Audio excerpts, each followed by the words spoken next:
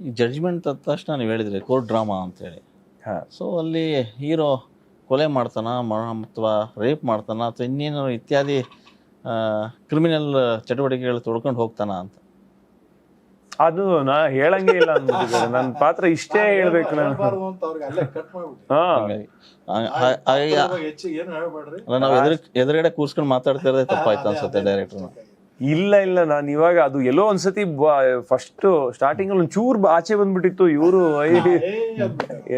ಹೇಳಂಗೆ ಇಲ್ಲ ಅಂದ್ಬಿಟ್ರು. ಆಮೇಲೆ ನಾನು ಇಷ್ಟೇ ಹೇಳೋದು. ಸಾಮಾನ್ಯವಾಗಿ ಕಥಾನಾಯಕ ಅಮಾಯಕನಾಗಿ ಒಳಗೆ ಅಪರಾಧಿ ಆಗ್ತಾನೆ ಅನ್ನೋದು ತೋರಿಸ್ತಾರೆ.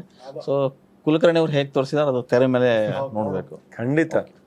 ಮೇಡಮ್, ನಿಮಗೂ ಕೂಡ ಸಾಕಷ್ಟು ಸಿನಿಮಾಗಳನ್ನ ಮಾಡ್ಕೊಂಬಂದ್ರಿ, ವಿಭಿನ್ನ ಪಾತ್ರಗಳನ್ನು ನಿರ್ವಹಿಸಿದ್ರಿ. ಸೊ ಇಲ್ಲಿ ವಾದ ಮಾಡೋಂಥ ಪಾತ್ರ ಅನ್ಸುತ್ತೆ ಬಹುಶಃ. ಯಾರ ಜೊತೆ ವಾದ ಮಾಡಬಹುದು ನೀವು ಅಂತ? ಐ ಥಿಂಕ್ ನಾನು ರವಿ ಸರ್ ಜೊತೆನೆ ಜಾಸ್ತಿ ಸಿನಿಮಾಲ್ಲಿ ನಂದು ಜಾಸ್ತಿ ಸೀನ್ಸ್ ಇರೋದು ರವಿ ಸರ್ ಮತ್ತೆ ಸೂರ್ಯ ಅಂತ ರವಿಶಂಕರ್ ಗೌಡ ಅವ್ರ ಮಗ, ಅವ್ರಿಬ್ಬರ ಜೊತೆನೆ ಜಾಸ್ತಿ ಸೀನ್ಸ್ ಇರೋದು. ನಾನು ವಾದ ಮಾಡಿದ್ದೀನಿ ಅಂದ್ರೆ ಕೋರ್ಟಲ್ಲಿ ಮಾಡಿಲ್ಲ, ಬಟ್ ವಾದ ಮಾಡಿದ್ದೀನಿ, ಬೇರೆ ತರ ಮಾಡಿದ್ದೀನಿ. ಓಕೆ, ಹೇಗೆ ಅನಿಸ್ತು ನಿಮ್ಗೆ ಆ ಪಾತ್ರ? ಸರ್ ಫಸ್ಟ್ ಬಂದು ನೀವು ನರೇಟ್ ಮಾಡಿದಾಗ ನಿಮ್ಗೆ ಏನು ಅನಿಸ್ತು ಪಾತ್ರ? ಸರ್ ಆಕ್ಚುಲಿ ಅವ್ರಿಗೆ ಈ ರೋಹಿಣಿ, ನನ್ನ ಕ್ಯಾರೆಕ್ಟರ್ ಹೆಸರು ರೋಹಿಣಿ ಸಿನಿಮಾಲಿ, ಅವ್ರಿಗೆ ಈ ಕ್ಯಾರೆಕ್ಟರ್ ಮೇಲೆ ತುಂಬಾ ಪ್ರೀತಿ ಅಂತ ಅದು ಗೊತ್ತಾಯ್ತು ನನಗೆ. ಒಂದು ಇನ್ನೊಂದು ನನ್ನ ಪ್ರಕಾರ ನಾನೇನು ಗೊತ್ತು, ನಾನು ಇಡೀ ಸಿನಿಮಾ ನೋಡಿಲ್ಲ, but what my understanding is ಒಂದು ಮೇನ್ ಕಥೆ ಇರೋದು ದಿಗಂತ್ ಅವರು ಮತ್ತೆ ರವಿ ಸರ್ದು ಒಂದು ಟ್ರ್ಯಾಕ್ ಹೋಗ್ತಾ ಇರುತ್ತೆ. ಅದಕ್ಕೆ ಸಪೋರ್ಟಿಂಗ್, ಲೈಕ್ ಸರ್ ಹೇಳ್ದಂಗೆ ಒಂದು ಪರ್ಸನಲ್ ಲೈಫ್ ಅಂತ ಬರುತ್ತಲ್ವಾ ರವಿ ಸರ್ ಕ್ಯಾರೆಕ್ಟರ್ಗೆ, ಅಲ್ಲಿ ನಾನು ಸಪೋರ್ಟಿಂಗ್ ಆ್ಯಕ್ಟ್ರಾಗಿ ಬರ್ತೀನಿ, ಅವ್ರ ವೈಫ್ ಕ್ಯಾರೆಕ್ಟರ್ ಪ್ಲೇ ಮಾಡ್ತೀನಿ. ಆ್ಯಂಡ್ ನನಗೆ ಖುಷಿ ಆಯಿತು ಬಿಕಾಸ್ ನನಗೆ ತುಂಬ ಆಫರ್ಸ್ ಬಂದಿತ್ತು ರವಿ ಸರ್ ಜೊತೆ 10 ವರ್ಷದ ಹಿಂದೆ. ತುಂಬ ಬಂದಿಲ್ಲ, ಒಂದು 2-3 ಬಂದಿತ್ತು ಅಷ್ಟೇ. ಸೊ ಅವಾಗ ನಾನು ಐ ಡೋಂಟ್ ಥಿಂಕ್ ಆ ಮೆಚೂರಿಟಿ ಇತ್ತು, I didn't have that maturity. But ಇವಾಗ ಅನಿಸ್ತು ಓಕೆ ಮಾಡಬಹುದು, ಚೆನ್ನಾಗಿರುತ್ತೆ ಅಂತ ಅನಿಸ್ತು. ಬಟ್ ಅದೇ ಒಂದು ಡೌಟ್ ಏನಿತ್ತು ಅಂದರೆ I had to play mother's roll.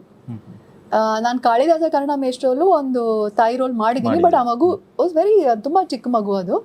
ಇಲ್ಲಿ ಸೂರ್ಯ ಒಂದು ಸ್ವಲ್ಪ ದೊಡ್ಡವನಿದ್ದಾರೆ, ಹೈಟ್ ದೊಡ್ಡದು ಒಂದು. So I was like no ಅಂತ ಡೌಟ್ ಇತ್ತು. ಆಮೇಲೆ ನಂಗೆ ಆಫರ್ ಕೂಡ ಒಂದು 2 ದಿನದ ಮುಂಚೆನೆ ಬಂದೆ. ಅವ್ರು ಶೂಟಿಂಗ್ ಹೋಗ್ಬೇಕು, ಒಂದು 2 ದಿನ ಇತ್ತು ಶೂಟಿಂಗ್ಗೆ, ಅವಾಗ ನನ್ಗೆ ಆಫರ್ ಬಂದಿದ್ದು. ಒಂದೇ ದಿನದಲ್ಲಿ ಡಿಸೈಡ್ ಮಾಡ್ಬೇಕಿತ್ತು. ನಾನು ಡಿಸೈಡ್ ಮಾಡಿದೆ, ಒಳ್ಳೆ ಡಿಸಿಷನ್ ತಗೊಂಡೆ ಅಂತ ನನಗೆ ಅನ್ಸುತ್ತೆ. ಅವಕಾಶ ರವಿ ಸರ್ ಜೊತೆ ಒಂದು, ಆಮೇಲೆ ಒಳ್ಳೆ ಟೀಮ್, ತುಂಬಾ ಒಳ್ಳೆ ಟೀಮು. ಫಸ್ಟ್ ಆಫ್ ಆಲ್ ನಂಗೆ ಖುಷಿ ಆಗಿದೆ ಅಂದ್ರೆ ಸರ್ ಮಾತಾಡ್ತಾರಲ್ವಾ ಲ್ಯಾಂಗ್ವೇಜ್ ಅಲ್ಲಿ, ನಮ್ಮ ನಾರ್ತ್ ಕರ್ನಾಟಕ ಭಾಷೆಯಲ್ಲಿ ಮಾತಾಡ್ತಾರೆ ಸರ್, ಅದು ಖುಷಿ ಆಗುತ್ತೆ ನನ್ಗೆ. ಏನ್ರಿ ಹೌದ್ರಿ ಹೆಂಗಿದ್ರಿ ಚೆನ್ನಾಗಿದ್ರಿ ಏನ್ರಿ ಅಂದ್ರೆ ಓಕೆ ಓಕೆ ನಮ್ಮವ್ರಿ ಅಂತ ಗೊತ್ತಾಗುತ್ತೆ. ಅಲ್ಲ, ಬಹುಶಃ ಆ ಕಡೆ ಉತ್ತರ ಕನ್ನಡದ ಭಾಷೆ ಬಹಳ ಮೃದುವಾಗಿರುತ್ತೆ, ಮನಸ್ಸು ಕೂಡ ಅಷ್ಟೇ ಮೃದು. ಸ್ಪಾಟ್ ಅಲ್ಲಿ ಹೇಗೆ ಇದ್ರು ಡೈರೆಕ್ಟರ್ ಆದಾಗ? ನೋ, ಹಿ ವಾಸ್ ವೆರಿ ಪ್ರೀತಿಯಿಂದ ನೋಡ್ಕೊಳ್ತಾರೆ ಆಕ್ಟರ್ಸ್ನ.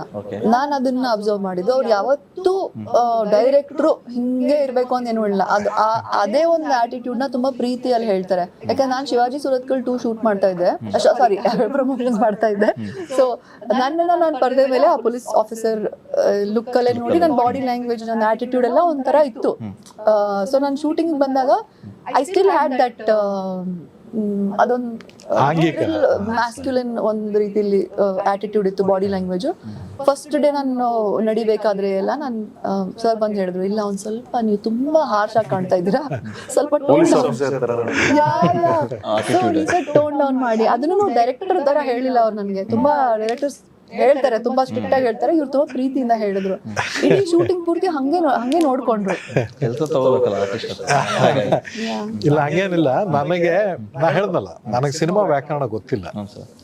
ಸೊ ನಾನು ಕೆಲಸ ಮಾಡಿದ್ದು ನನ್ನ ಅನುಭವನೇ ಬೇರೆ. ಸೊ ಹಿಂಗಾಗಿ ನನಗೆ ಐ ರೆಸ್ಪೆಕ್ಟ್ ಎನಿಬಡಿ ಹೂ, ಯಾರೇ ಆಗಲಿ ನನ್ನ ಜೊತೆ ಕೆಲಸ ಮಾಡೋರ ಜೊತೆ ನನಗೆ ಆ ಗೌರವ, ಆ ಪ್ರೀತಿ ಇದ್ದೇ ಇರುತ್ತೆ. ಆ್ಯಂಡ್ ಮೋರ್ ಓವರ್ ಅವರು ಕಲಬುರ್ಗಿ ಹಿನ್ನೆಲೆಯವರು ಸ್ವಲ್ಪ ಜಾಸ್ತಿ ಅಷ್ಟೇ. ಸರ್, ಈ ಸಿನಿಮಾ ಒಂದು ನೈಜ ಘಟನೆ ಇಟ್ಕೊಂಡು ಮಾಡಿದ್ದು, ಹಲವಾರು ನೈಜ ಘಟನೆಗಳನ್ನ ದೇಶದಲ್ಲಾಗಿತ್ತು ಅಥವಾ ಓನ್ಲಿ ಫಾರ್ ಕರ್ನಾಟಕ? ಇಲ್ಲ, ಹಲವಾರು ನೈಜ ಘಟನೆಗಳು ದೇಶದ ಉದ್ದಕ್ಕೂ ಆಗ್ತವೆ. ನಮ್ದು ಒಂದೇ ದೇಶ, ಒಂದೇ ಜನ, ಒಂದೇ ಥರದ ಮೆಂಟಾಲಿಟಿ, ಕೇಸಸ್ ಬೇರೆ ಇರ್ತದಲ್ಲ. ಕೇಸಸ್ ಬೇರೆ ಇರುತ್ತೆ, ಕೇಸಸ್ ಬೇರೆ ಇರುತ್ತೆ.